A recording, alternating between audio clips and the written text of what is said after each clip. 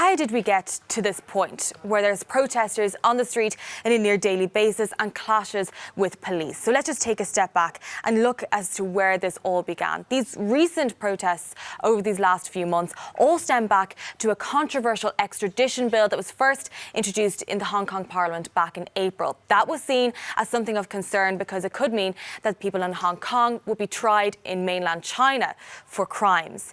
And that's when we saw people starting to take to the streets in their thousands, hundreds of thousands, and then in June, 1 million people marched on the streets of Hong Kong. But in July 1st, that took quite a turn, a violent one that we've seen has become quite a consistent theme of the past couple of weeks now. And that was when they stormed the Legislative Council building. That was because the Hong Kong government weren't going to kneel to that demand. They weren't going to withdraw that extradition bill.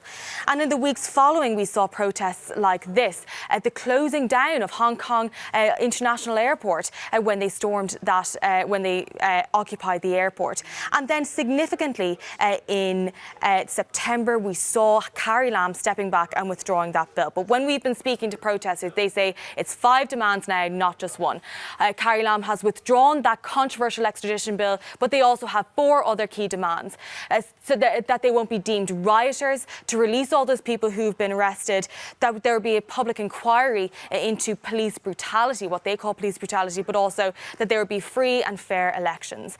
But really, these recent protests have a theme, and that goes back to history. Let's just show you pictures now from when Margaret Thatcher, she signed an agreement back in 1984. That was because in the 1800s, mainland China gave that then piece of rocky land to Hong Kong now to the UK on a 100-year lease.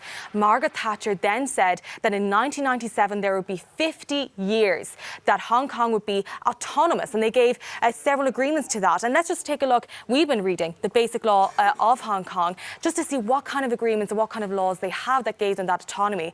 And it was laws such as this one here. I'm going to show this up to you now. All Hong Kong residents shall remain equal before the law. They would have freedom of speech, freedom of the press, freedom of publication, freedom of association, of assembly, of procession. All of these are key to Hong Kong, and they've had these for a consistent amount of time now.